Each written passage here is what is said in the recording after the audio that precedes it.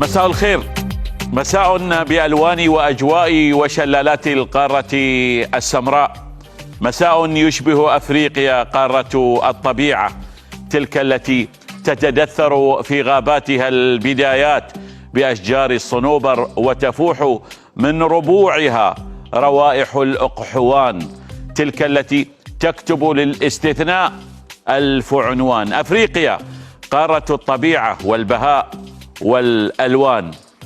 وبدأت رحلة دوري الأبطال، وبدأ الفارس الأحمر مشوار الحلم الثالث عشر. الأهلي البطل التاريخي للمسابقة وصاحب الرقم القياسي في التتويج بدوري أبطال أفريقيا ب12 بطولة، كان آخرها أمام الترجي في مايو الماضي.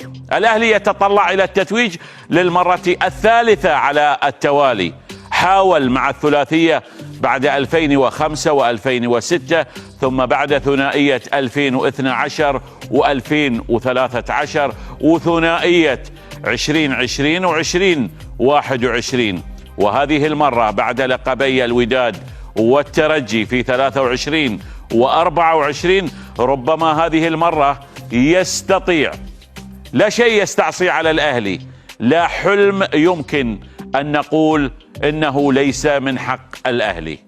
الخطوة الأولى يقطعها الفرعون المصري من كينيا بمواجهة فريق غورماهيا، البطل الكيني الذي تأهل من الدور التمهيدي بعد الفوز على مريخ جوبا في الإياب ب5 أهداف مقابل هدف واحد بعدما خسر بهدف نظيف في الذهاب. الأهلي هو بطل الأبطال، لكن أفريقيا لم تعد كما كانت. الكرة في قارة المواهب تغيرت كثيرا، ومناجب الإبداع لا تتوقف. الفريق الكيني ليس لديه الكثير الذي يخسره، لكن لديه بالطبع الكثير بإمكانه أن يكسبه في مواجهة الأهلي.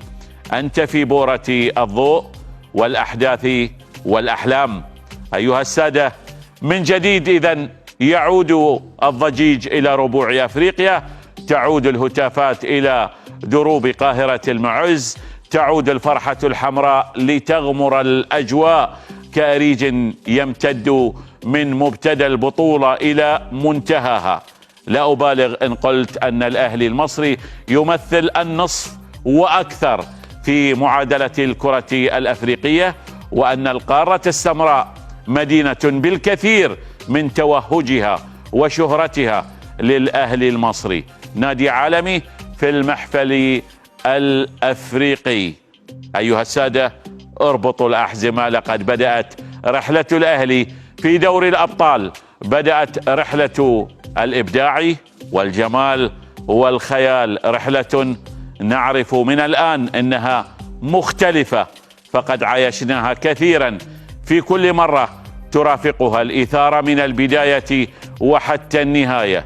ليس الأهلي هو النادي العربي الوحيد الذي يمثلنا في البطولة، فلنا معه أبطال، لكنه استحق المقدمة في كل حال. الأهلي وجمهوره من يصنعون الخيال.